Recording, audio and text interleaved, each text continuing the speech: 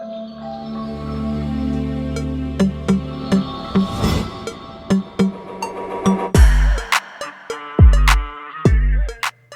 everyone, it's Baileywiki, and it's our final release for 2024. In this release, we're introducing dioramas. It's a new asset type to quickly stitch together kind of high detailed terrains and like geographic features on the fly. These really break you out of that square and rectangle map and make your maps feel more like kind of like a setting. And you can drop in like prefabs and tiles like you're used to, but it's like playing with models, and you get quite a few new scenes that leverage this new system. Advanced Foundry tiers get a huge expansion of 3D assets, like a really big expansion, specifically for making dungeons, but they're useful in lots of other ways, as you'll see. And the pre-made scenes this month are totally epic works of art. 19. If you haven't checked out the tutorial from today about Ripper's new Sonus GDC module, be sure to check that out later. And in the meantime, let's jump into the release walkthrough. Where to find the new content, go to, once you update all of your Baileywiki modules, go to your compendium tab. And if you type in 2D, you should see your Baileywiki 2D scenes. This is for all of the Foundry Basic subscribers. Everything new will be at the top. And then for all of you who have Foundry Advanced, you go to 3D and you'll get your 3D scenes right here. And you'll have all of your new stuff at the top there as well. All of the new assets, on the other hand, including any prefabs, are under your Mass Edit presets. So open up Mass Edit, and you can go to your All tab. And if you just type in #new, that will force a tag search for the tag new. This tag's always used for whatever the current or latest release is. And you'll find your prefabs in here, and you'll find all of the tiles that support this release down below. And then all the way down at the bottom, you'll find some of the new audio loops that we're using. Into the inventory scenes, we have a bunch of diorama types, right? So we're starting off with forests here. And these, just to touch on them, first of all, where you find them is you can just search for diorama. Notice I'm in my diorama, and you will find a couple of prefabs, and you'll find just the individual tiles themselves, which we'll go into in a little bit.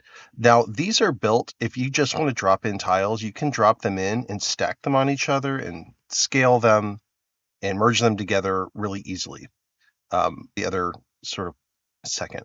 But what the special ones do is, this one is a tile. So when you drag it out, first you might notice that there are couple of day and night sound effects already attached to it, and you can take this and you can resize it. So if I hit Shift D with Mass Edit, I can Alt and mouse wheel this thing to lots of different sizes, right? And what it also has that's new, and I'm just trying it out, is I have this little adjust tag on it. And what adjust means is that there's a special Token Magic Effects filter that's already set to this tile. And if you just go to your Team Effects Edit macro, which is in nuts and bolts, you can see that you can edit the visual aspect of it, meaning like you can drop its saturation, for example. So let's say we want this to be a little bit more austere. We can drop it to 0.6, and it really drops the greens and starts to pull all the color out of it, right? Likewise, you could do like 1.2, and it makes it more vibrant. So ways of just really quickly adjusting this in case you want to make a different kind of look than, the kind of the green grass and trees. You can drop down things like just the green, and it will just fundamentally change the color of it. There's other ways that you can change the color of things, but I just wanted to include this in case you guys want to play around with it. There's going to be other terrain types coming out this is going to be super helpful in. But that's how this one works, and you can drop them in. They're also matte enabled, so when you double click it, you can rotate through or randomize what's actually shown with that tile. And this helps you when you're trying to generate ideas for maps, just seeing different terrain types and what kind of story you want to tell around them. The unlimited terrain spawner versus just the diorama tile means that it will fill the size of the scene. So because these are all square, if I drag this onto a rectangular scene like we've got here, it'll stretch it out. That may be fine for you, but you can always go in here and make these the same dimensions. right? And that will get it back to square again. But generally, if you want to just create a single diorama scene, just create a square scene, and you could drop that in. It does all the other things that I just mentioned, including having the adjust filter. All right, so let's look at some of these. These are the forest dioramas. They do have faded edges in certain areas so that they can merge together. So that's intentional, right? I want some of it fading, some of it kind of hard edges, and you'll see in a second how they come together. We also have fir trees. These are available just as tiles, or if you just search fir tree, you'll see we have two different kinds of fir tree brushes. So this puts all of these top 8 fir trees in a single brush, and you can then hit like Control Shift to cycle through them. Some things I'll point out is all these dioramas, the goal is to have the light coming from the top left by default, and the same thing with the trees. That way you don't have to rotate anything to keep your shadows consistent. Now you may not care. You may not be worried if your shadows are consistent or not in a particular scene. But these are just set up so that you get some consistency right off the bat if you care about that kind of thing. And then we also have some audio loops like lakes, rivers, water waves. These two are empty. But just some new audio, which I did a tutorial that goes along with this today on the Sonus. This is something from Ripper, made a new free app called Sonus that has a ton of audio in it. Go check out that tutorial if you guys are curious how I got these sounds. Are ponds, these, or maybe they could be lakes if you scale them up really large. And these are really large tiles. Like these are meant to be whole maps.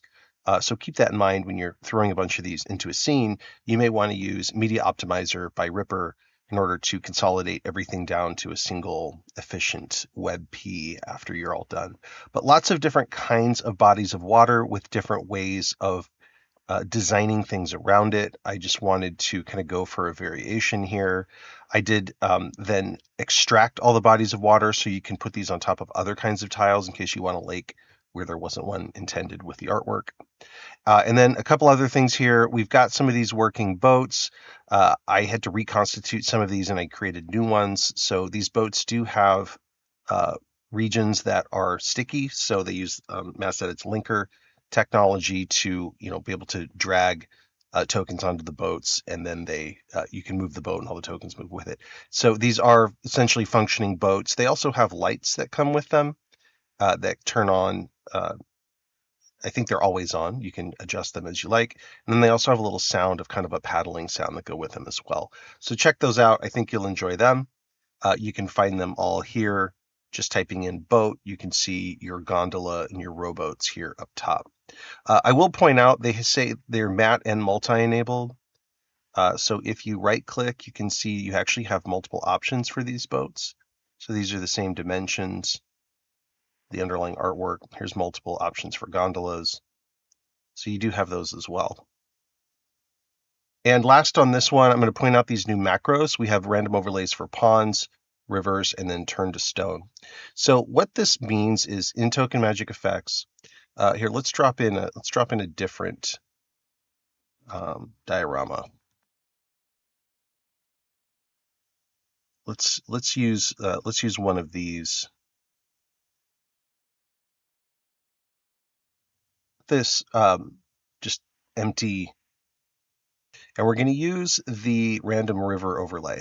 And you see when I press it, it just creates a river right through this map. If I press it again, it's going to randomize that river to the point where I might not even see a river sometimes that I press it. It's because it's taking a river image, an overlay image, and it's constantly rotating and zooming it around the map until you find a one that you want to work with, right? So maybe I just want to have some kind of skirmish by a river here. That's how you use that. I'm going to delete that filter, and then I'm going to go to the pond filter, and I'm going to press that a few times. You can start to see eventually a pond will show up, different kinds of ponds.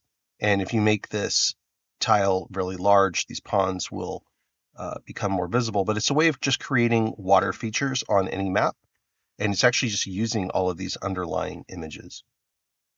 Is Turn to Stone. This is a fun one. Somebody in I forget who asked me this, but it was a comment in one of my YouTube videos. Said, "Hey Bailey, it'd be really great if you could make a lot of stuff, a lot of mundane objects that were like statues. I said, okay, so like books and, other things. And I was like, okay, well, I could do that, or I could just make a filter, a token magic effects filter that just turns stuff to stone. So let me show you how that works. So if you look up in nuts and bolts, turn to stone, and you have any token or whatever selected, and you click it, it turns it to stone. And what it's doing here is applying a couple of filters.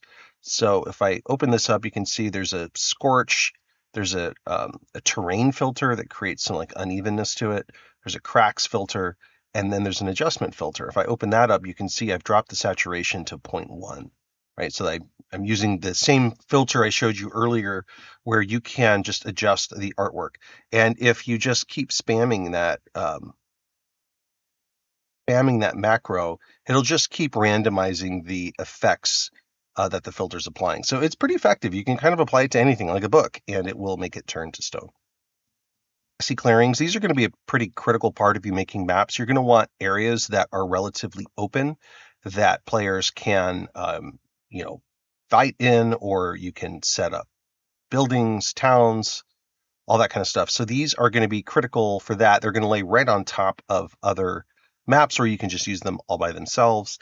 And they will just give you that open space. And they have different varieties of, hard and soft edges to be able to kind of merge things together as you like. Green tor hills. Tor is just a term for a kind of hill where you have like rocky outcroppings at the top of it. And I just went for a super big variety of the kinds of terrains that I would like to fight in, or construct cities in, or create barriers with. And so that's what these are, is lots of different varieties of terrains that you can do that. I mean, you can have a whole battle on this map. If I blew this up really huge, I could even have buildings on the top of it. It might be a village somewhere up in the hills. So lots of variety. You can mash these things up together, and just depending on what's on top and what's on bottom, you can create some pretty believable transitions from one to the other, and you can create some really varied terrains just by interacting these things together, right? So here I've got a nice, place where maybe my players start and then they end up in this kind of choke point.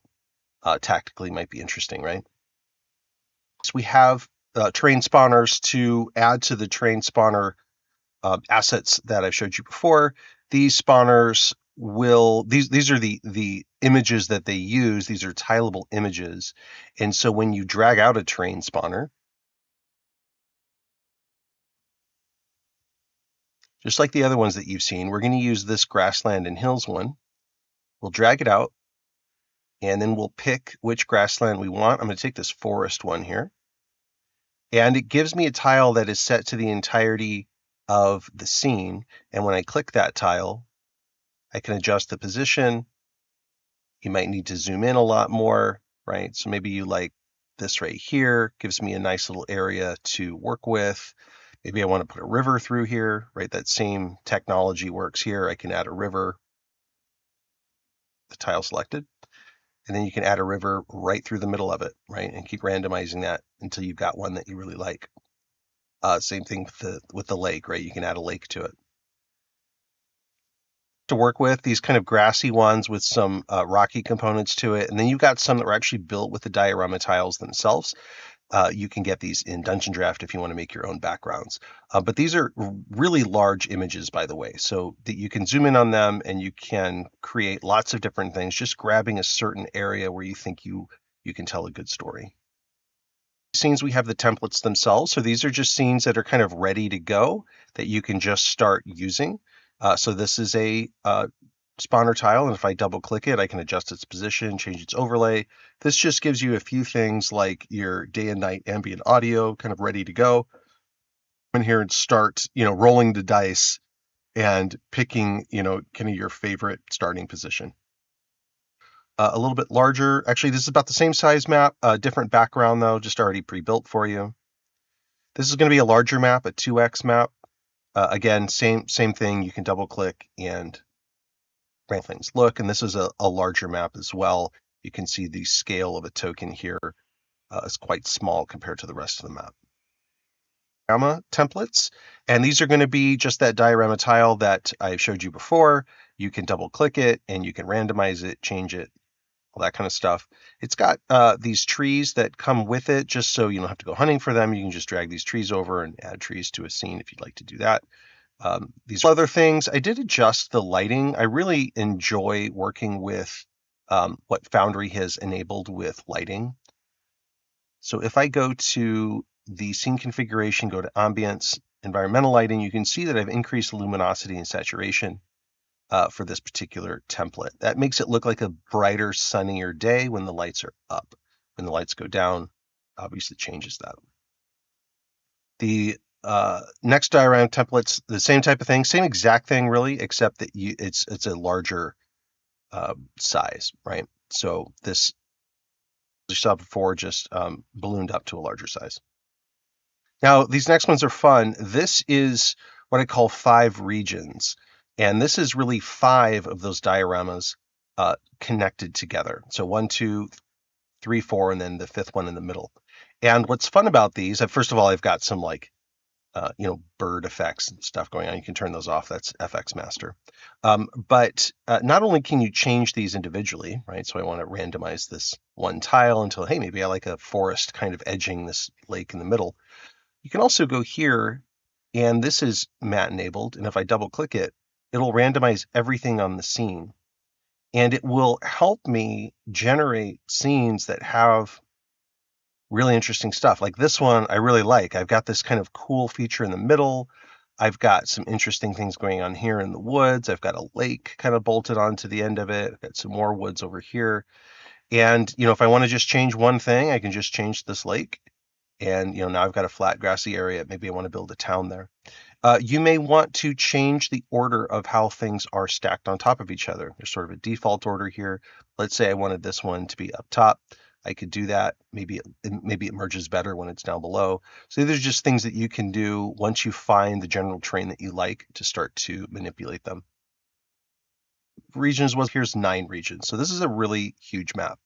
And you can make these maps as large as small as you want. I could literally grab this whole thing, right? All of these tiles, and I could hit Shift D, and then I could resize this to all different kinds of size. So even though there's a lot of tiles here, I can make it really any size that I want for my scene. And it works the same way, right? In this case, I kind of like this forest in the middle, and maybe players have to make their way around the edges. Maybe I'll set up a little village over here. But if I click it, I get something different, right? So now I've got this kind of interesting place that I might set up a village. Maybe up top here, they climb up and get to something interesting up there. And I'll show you examples of how I use some of these here when we get to the sample scenes. We've got all of these diorama sample scenes to start off with. This one's called Fish in a Barrel. The idea is that you've got this campsite here, which you can interact with. Players can stay there, or maybe it's the enemy. And the enemies, whether they're your players or the NPCs, can be up on this ridge. And there's some tactical advantages here, including some walls with some creative, that maybe the enemies are unseen until you choose to reveal them. Uses one of the dioramas to construct a camp of tents and these kind of towered lookout towers. Pretty simple, easy to set up. Merchant, this one's displayed at night, but you can turn on the lights and bring it to daytime. But this idea that a merchant is here along this kind of cluster forest path, right? Maybe your players discover something here with this merchant. Maybe they buy something there. Maybe it's an NPC furthering the quest. But you've otherwise got a map that you can play with and have skirmishes in as well. Uses one of these open dioramas and then just dropping in a statue, this kind of cave asset where they climb up and they discover a portal that leads somewhere. This one's at night, but you can turn the lights up. And we've got a home that players can enter. We've got a wagon, some other things lying around. Interactable graves over in the corner if you choose to use those. And otherwise, lots of space to do a skirmish. And it just goes to show you that you can really set these things up like you're building with models, right? You start with kind of your base, and then you just add components to it, like this house. just uses some of the ruin set dropped into the middle of this terrain, which I liked because it has these kind of rocky outcroppings around the edges and then this big empty space in the middle. Your players can come and discover a staircase here in the ruin. If you'd like to keep that, it's just a tile. You can delete it, swap it out for something else. So this one's this view is at night, but we can turn the lights on. Our lighting and moats, they start to go away as the lights come up, and as your players make their way down to, this elvish building, which is just another prefab in the set, they find a council meeting is going on here, and these are all tiles that you can change and swap out. Incidentally, these are colorable. If I drag this around, you can see the original red. Just how you use some of these assets to put things together. Crossing was a fun one. I started with just a regular tile, and then I applied the river overlay. I applied it until I got it going right through the middle. I made some adjustments in terms of its positioning, right, which you can do just using your token magic edit. You can change the translation and rotation, all that stuff. Once I got it where I liked it, I said, hey, I'd really like to put a bridge on top of it. So I put a bridge at a height of 10, and then I put some regions around that automatically pop players up to that level when they walk onto the bridge. As you can see, we walk up here, and now we are over the bridge. You can hear the sound of rushing water. If we pop our player down again, the bridge does occlude over them. And this is a working rowboat. So if I walk onto this boat, and I move the boat, it will move my players and any other tokens attached to it. Really easy to make this kind of stuff. Under the surface, this uses one of the ponds or lakes. We've got a rowboat here on the edge, and if players make their way out here, you can hide this tile as a GM if you'd like to start that way, or you can leave it unhidden because it's relatively hard to see, but it's got some animation and some subtle effects and some transparency applied so that it looks like a chest is under the surface of the water. You can come in here and make it so that if players click on it, they discover an item or a clue or something else that you want to storytell around. The dioramas, we have the Hermit Shrine. So this is at night. You can turn the lights up, but you can have a hermit here, basically living in this hut over here. There's some interactable elements, and inside the shrine, we see we see that we've got a staff here. You can replace that staff on the shrine with anything else that you'd like, and you can mat enable it and make it do something special if your players click on it. You can drop things in like you're building with models, and it all just works. The spawner maps, this is using the spawner tiles, so these are going to be more of your traditional rectangle and square maps. This one, we've got a lake here in the mountains with something nefarious presumably living in it because we have some dead bodies. These are just tiles that you can change around for other things or delete. You've got some effigies here, kind of warning of danger in that direction. But then you've also got this, this bloody altar here sitting here, and presumably whatever entity is in here is being worshipped over here. You've got some interactable elements in terms of being able to turn these braziers on and off. And these are just tiles. You can swap these out for other stuff just to give you some inspiration. Village, this is at night, but you can turn the lights up. If we turn on levels, we can see which buildings we can enter. We've got this throne room with an altar. We've got a cartography adventurers guild. We've got some homes here. The rest of these buildings are just facades. They can't be entered, but you can swap all these out and make different choices. Maybe you want a blacksmith or something in this town. You can make those calls and just delete what I put in here and drop in a new one from the collection. You would think we've got a lot of towers that enemies or allies can use to defend this area as the other side moves through it. Regions set up so that when you step on these regions, your players will pop up to level 20 and be at an elevation advantage. This is at night. You can turn the lights up on this one as well. It's got a river running through it, which is just the overlay. If we go to our levels, we can see that underneath that tree canopy is a campsite, and your players can discover that campsite and move through it. Once they enter underneath any one of those canopies, they all use the same occlusion ID, and they'll occlude together. But yeah, your players can explore this campsite. Maybe it's their campsite, maybe it's an enemy, maybe it's trappers, or you make the call. From last month's release is here. I just another entrance for it using the terrain system. So here's your entrance. You've got this courtyard with a well in the middle of it, and your players can make their way through the main entrance, or there's also a secret entrance over here on the side.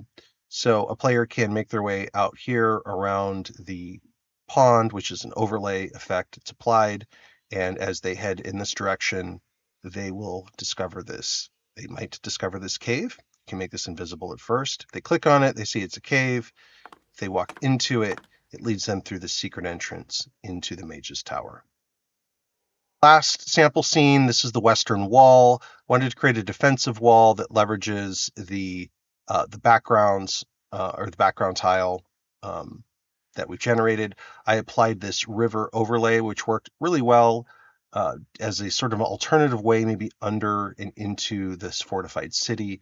We've got some of our working boats. We have a place where guards can rest, the guard bunkhouse. And then these towers are working towers. Your players can make it all the way up to the top and onto this balcony, for example, or they can shoot out the arrow slits, but they can get up here and address their enemy from the safety of the walls. For the 2D stuff, I'm going to go ahead and pass it off to Swift to talk about 3D. Nice. Swift here again with the 3D side of this month's update. We got a lot of dungeon-related pieces in the inventory this month, and several maps with a few strong themes to them. This first map we're looking at here is the exterior of the Bandit Hideout map. As we can see, it is a good old-fashioned city street, complete with city wall, bit of a cross-junction here, and the gimmick with this one, or the theme with this one rather, is that there is a back alley just off the main road, with a narrow passageway leading to a door at the end of it, which is leading to the interior of the Bandit Hideout, which is another map we've got set up for this month. But out here on the street, we have a nice market set up using the stalls from previous months. I do like these. And we've also got just some fog at the edges of the map, because it's intended, or this one's intended to be a daytime map, though obviously it's difficult to work out exactly how to do the edge of a city map without just creating a whole city. By the way, this one's by DrAlbee, and I'm rather liking it. Though the daytime map is nice, but I think the nighttime one looks even nicer. Let's have a quick look at that. Here we are in the night version of that map. As you can see, we've changed the skybox up a bit. We've also added something that I feel like is a bit of a classic touch, but isn't really seen that much these days in media in general, is just kind of a light fog along the ground. It's often used in kind of spooky contexts, like graveyards and so on, but it's kind of historically also been used just to kind of represent dark, shadowy, gloomy places. And I think at night, this is quite a cool effect. Arguably, the market stalls maybe should have all been packed up, but it could be that they've all had to leave quickly for some reason or another. And as before, of course, we have the dark alleyway with the fog slowly misting across it. And then, of course, a bit of lighting out on the street here just to kind of add a bit of variation, which I think is a bit of an important one there. For anyone making scenes at home, that's kind of one of the biggest tips I can give for making a map look good, is that once you've got a layout out there, you've got buildings down and all that, put some lights in, give them a bit of colour, and then just have some parts of the map brighter than others. What parts specifically are brighter or darker is less important than you might think. But in this case, say we've got a bright area here by the fires, obviously. We've got a darker area in the background. We have the fog that kind of gives a nice gradient, and that kind of adds up to a visually pleasing scene. So that's a bit of a tip for all you people making maps at home there. And here we have the interior of the Bandit Hideout, coming in from the stairs here. And as any good hideout has, the entrance is a bit of a secret door. Secret doors are pretty easy these days, what with the sliding door setup that you can have. any object can be set to be a secret door. You just make it slide to one side, and you can configure how far it goes and how fast it moves. Beyond that, the centerpiece of the hideout here is this rather large, I guess it's kind of like a tavern room, more like a kind of, communal room for whatever bandit group is coming in here. We've got the rafters at the top, which I think is a nice little bit of detail that DrAlbee's put in here. And then we have rooms on the other side here. We've got the bedrooms off to one side, always nice. And then we've got the main room here. So this would be the boss man's room, which, of course, like any good boss man's room, secret door behind the bookshelf with presumably stolen fine art, chest full of goodies, ladder for a quick escape. I've always wondered what kind of designs you could come up with if you decided to have your adventurers come into a dungeon like this from the back entrance, like this, for example, and go straight into the bandit leader's room. Around the sides, we of course have even more rooms. This is the kind of place that you could just use as a base for your player party, since we really do have everything around the place. Training room at the back, storage room, prison. I've said it before, but I really do like the kind of maps that you can use for multiple purposes. Like in this case, obviously, we've called it the Bandit Hideout because this was kind of the original idea was this would be a place that the party would infiltrate, and then they would either fight their way through it or sneak their way through to defeat some band of bandits that have been causing trouble. But of course, you could flip the script on that and have this be the players' hideout. Either the players are working for a thieves' guild or something, or maybe the players are leading it, and one of the players, or several of them, are actually the leader of the faction. I think that's always a good thing to kind of do for players once they start getting a few levels. Give them a bit of responsibility, get them a bit invested in your world. And that's more of a kind of general DMing thing. Speaking of this map, we've got two versions of it. This one here is lit in a normal fashion, and also we've got the darker version of the map. And mainly, I'm just wanting to ask people what their opinion of the two different maps is. Because I think this one here, with these side rooms being sort of well lit, and then the rest of it being in a kind of moody darkness, is a really nice looking aesthetic. But obviously, the most important thing is kind of usability. I think everything's still clearly visible, so that's kind of that taken care of. But, it's the kind of thing I'd like to ask people, like, which do you think looks better? So as ever, I'd love to hear your comments down below. That's enough of this bandit group, though. Let's have a look at the next map. And this map here is called Desolation. And if you've watched the remake of the tutorial videos I've been putting out recently, I did talk about surrounding your map with things like tables and props and so on, to give it a kind of literal tabletop feel. I think this is a kind of great example of the thing I was meaning. Like, obviously, the map itself is this here. You can tell by, the edges of this terrain area. But we've just got these areas out in the padding, where the players aren't really intended to interact with it. It's just meant to be kind of set dressing. And then we have a map that's big enough for a whole encounter right here in the middle. In this case, we've got some minis in, because it's kind of like a Dragon's Lair type affair. A bit of a battle on a rubble-strewn field. Cover is one of those mechanics that I think is sometimes ignored, but I think it's rather nice to kind of give players the opportunity to give themselves defensive bonuses, especially if they then become relevant. Like if a player is smart enough to take cover behind a wall and then an attack against them misses because of that, then obviously that makes them feel smart. But yes, fundamentally, quite a simple map, just a very nice little battlefield. This next one is the Siege, which, as you can see, well, bit of a siege going on. We've got this moat that's been bridged by an impromptu structure. The wall has been completely destroyed, and now, whoever it is that's besieging the place from the edge of this camp here can now charge across, though they're going to have to deal with the defenders who have, presumably, been made aware that there's a big hole in their wall and will come out to defend the place. Obviously, you can do things like remove these cannons if you're running the kind of game that doesn't have gunpowder weapons, for example. But this is the kind of setup that I think ends up happening in a lot of adventures eventually, is that at some point the players either assault a castle or are assaulted while they're in a castle, especially if you're using things like Stronghold and Followers, the rules from MCDM and all that. So I could see this map having several kind of encounter areas. There's the breach in the wall, of course, the bridge, the area immediately before the bridge with the cannons, and then of course there's this area over here with the thick foliage and trees with the edge of the besiegers' camp. And I think any of these areas would be a good place for having a bit of a brawl. Now, the next one's a bit different. this map is the Industrial Depot, which is a pair of maps made by Sevro this month. And this is making use of some of our sci-fi pieces and some of the pieces from the map-making compendium that comes with 3D Canvas. And this is looking pretty slick, I think. Overall, it's a pretty simple theory here. We've got the bridge over this green river.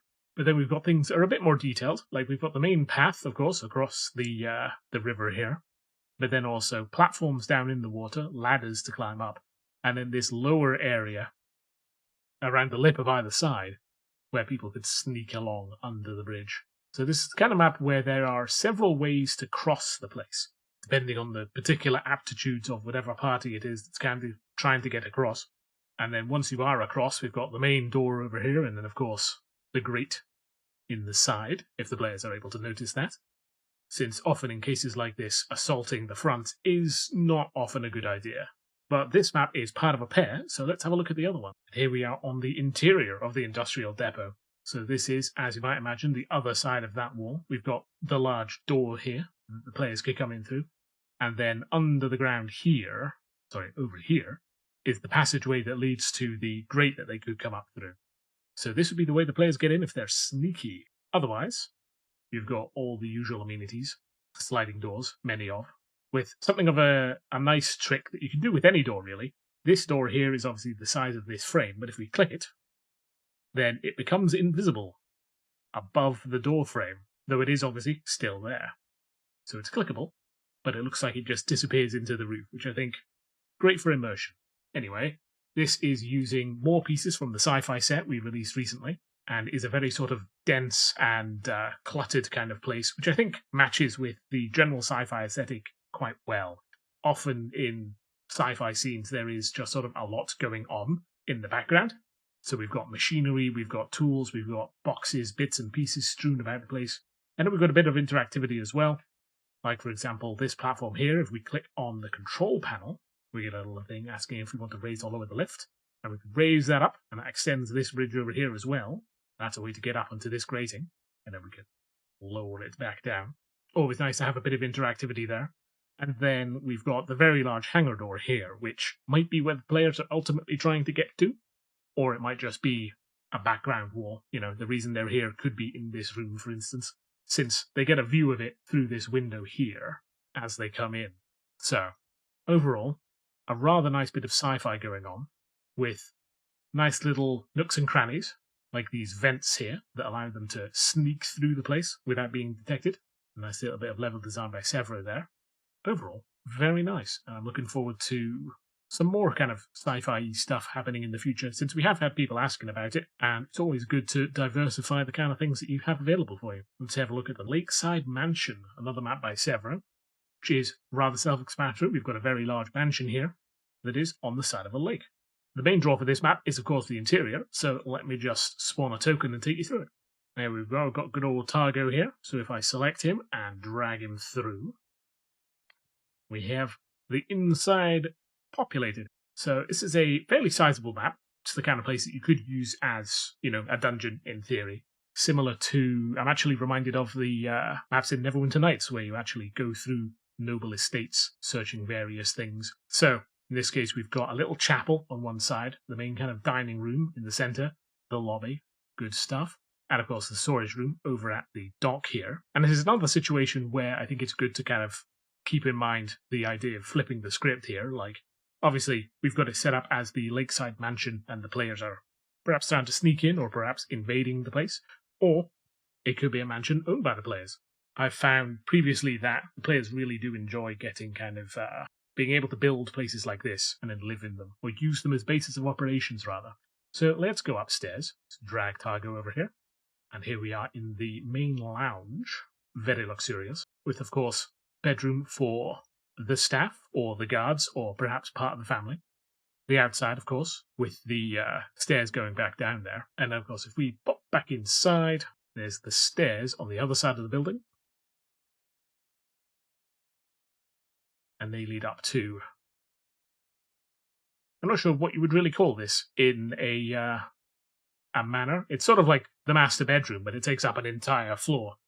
It is the kind of room with a lot of space for activities. So, you know, this would presumably be where the valuables are being kept. And then out on the outside, we have the roof of the floors below with the stairs up as well. So that is a kind of fully featured residential dungeon, I suppose. Over here, we've got the docks, which are quite high above the water. You can obviously adjust the level of the water here, depending on the size of the boats that you're expecting to kind of dock here. And we've got one more version of this map here. Let's have a quick look at that. We have the night version of the Lakeside mansion, because of course, if you're going to be sneaking into a mansion to steal everything that's there, you're not going to do it during the day, are you? Probably. We've mostly got torches outside on the path leading up to the place, and then inside, with the fireplace lit, but the place is otherwise very dark. And you might imagine, from a building where everyone is asleep. As with the rest of us, well, we've got the general dark lighting. We've got, technically the sun is up because we're using it to illuminate the scene, but we've got it set up kind of like the moon illuminating the place. That's just done by tinting the scene a kind of dark blue and lowering the exposure a little bit. But overall, a very nice scene. Let's slide Tiger back out of there. And close the door, of course, only polite. And that is the Lakeside Mansion. Let's have a quick look at the inventory scene for this month. Got a lot of dungeon pieces on the go. And here we are in the inventory scene. So we've got a lot of pieces that are about, well, I say dungeons, but any sort of dark stone structure, of course. These work in a similar way to the walls and so on from last month, so they're the kind of things that you can just snap together. And one of the main themes we've got going on, mechanically anyway, is we've got pieces like this wall here, which is just a full wall, and then pieces like this one here, which have a piece missing, so that you can just snap that onto the end here, and there's not much overlapping going on. And then you can just kind of continue snapping that along as long as you like, and then you don't get much overlap. So that's the general gist of how these are intended to be used. So if you see pieces with holes in them, like for example, this tall piece over here has kind of a hole in the end, that's because it's intended to be snapped onto the end of each other to kind of create walls of any length. And of course, places for rotating and putting corners in, all that sort of thing. Since generally what you want to do with things like corners or edges is put pillars in them anyway, in this case, well, the pillars are already there. So we've got various different varieties of wall, for one thing. We've got, good old-fashioned bricks, bricks with bars in them, braced walls with beams of wood kind of nailed, fastened, affixed to the wall, and then plain stone ones, which I think is kind of important for more rough-hewn looking places. And of course, different style of bricks, and some more pieces that are kind of intended to be used between other pieces. Obviously, these ones are missing the other side, so this is kind of what you use this for, is to stick in a gap where other walls won't fit, because this one has less pieces hanging off. And similar stuff with this one here. You could use that above a doorway to kind of fill in a bit of the gap there. Anyway, let me just put that back. Over here as well, we have a whole load of low walls. Theoretically, these are supposed to be used on top of the walls. So they're supposed to, sit on there and snap in nicely. And then you can kind of get some really different feels depending on what you put on top of there. But of course, they are just rather nice half-height fences and walls as well. And we have things like the pieces without a pillar over here so that you can just snap them together, create a long chain. And of course, chain fences as well. I think pieces like this are generally really useful because it's a way to kind of delineate the edge of a space without necessarily blocking camera view over it. And of course, it can be used tactically as well, like players can take cover behind this, for example. We've got various pieces of floor here that are kind of standard brick floors, but we've got broken holes through down to rubble underneath. And then, of course, gratings and so on, as well as these floors with the rims. So you could use this for a corridor, for example. You want to just put the edges of the corridors being little lips. Or you could use this to create a path. As you can see here, we've got like a corner down here as well. And then various differently broken pieces. Further down, we've got a lot of grating floors. Now, this is a bit of a classic one. These are good for traps and things, obviously. You could put spike traps under these and then just come up through the bars. But then also just a way to let players see through a place without walking through it. So they can see down below into another chamber or a river flowing through or lava, obviously. And we've got the grates in various different states, and then pieces that are designed to be snapped together, and then a large piece as well. Further down, we've got general piece of rubble and clutter, always quite important. Stairs, another important one. Various pieces as well. These, again, used to be snapped together to create things like this here. Various fence pieces as well as archways. So these are made to fit this door here. I slide this over here. And then this door is hinged, pivoted on the side. So you can just set this up as a door, tell it the angle to open to, and there you go. You've got a working door right there.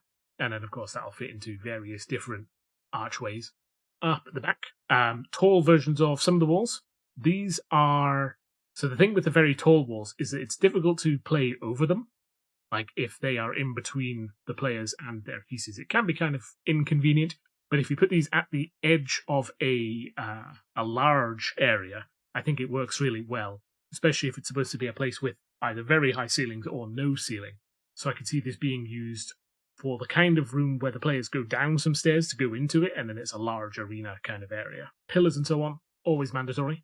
If you ever have a piece of wall or a junction or something that doesn't quite look right, just put a pillar on it. Looks great immediately. Obviously, we've got the square stone pillars, big chunky wooden pillars, and then some metal ones over here as well. And a few pieces of pillar just to kind of put either on top, underneath, around, extra kind of pieces there. Banners. This is the kind of thing that I like to get lots of. Just banners, banners, banners. The trouble with banners is that in a lot of cases you do want there to be, heraldry or symbols on the banners, but obviously those would generally be custom to whatever your campaign is. But in cases like this, where we've just got some nice kind of ornate decoration that doesn't necessarily mean anything, we've got something that conveys the feeling of a kind of noble place, or a place that used to be noble, without necessarily having to be explicitly related to whatever it is you're setting up. And then, of course, carpentry as well, with similar ideas, various different sizes, and then these obviously designed to be snapped together as well. Further down, structure pieces. These look a little bit odd, but the idea with these is just to create kind of foundations under things. So if you've got a platform that you want to have a support that kind of looks believable, you should be able to snap these under it, and then it'll look kind of more realistic or believable, I suppose. And then things like this that are good for making rickety walkways. Like if you put this on the side of a wall, for example, it's like a wooden extension that they've built onto the side of it, where someone can walk, but it maybe doesn't look as sturdy as the wall it's coming off of. And then various platforms as well, with ramps and so on. Useful for various things. And then finally, over here we have some props, because that's always good. We've got a kind of bit of a smithy setup. We've got like an anvil with, a sword and tongs. It's just a single object here, as well as anvil with tongs and hammer, anvil on its own, and then all the pieces on its own as well, just so you can kind of set up a custom blacksmith setup. And then, of course, a weapon rack. I think weapon racks are one of those things we'll always need more of, just because they fit into so many situations really well. Beyond that, we've got some more furniture. Ladders, always useful. Storage items, always useful. Chains hanging down. We've got ones that hang out from the side of a wall, ones that hang from the ceiling, and then various light fixtures. The idea with these is that these are set up so that they should glow, even if it's at a dark scene. So then you put a light on top of that, and then put the fire effect on it, and then you've got a really kind of believable looking fire going on. And then, of course, hanging versions as well. Something that I wasn't sure of for a while, but having used it a few times, I think works really well, is if you have chains attached to things and the chains just kind of disappear, like this one, it might look a bit odd, but it actually looks quite believable, really, even if it's just kind of disappearing, because obviously they're attached to the ceiling, which in most cases isn't really represented, and it's one of those things that kind of just blends in. So I think hanging this sort of thing down in the middle of a room would still look pretty cool. Overall, though, I'd expect most of the things to be used to be these walls here, and then these low walls as well, because you can make all sorts of shapes with these, and they should fit in quite well with the interior pieces we had last month. So I'd obviously like to see maps that use both of these. I think that would be quite interesting. Overall, though, that's us had a quick look at the maps this month, as well as the props for this month. Any sort of questions, comments, concerns, anything like that, drop them down in the comments below or in our Discord, as usual. I'm Swift, and I'll hand you back to Bailey. Hey, for Dungeon Draft this month, we've got all of the dioramas.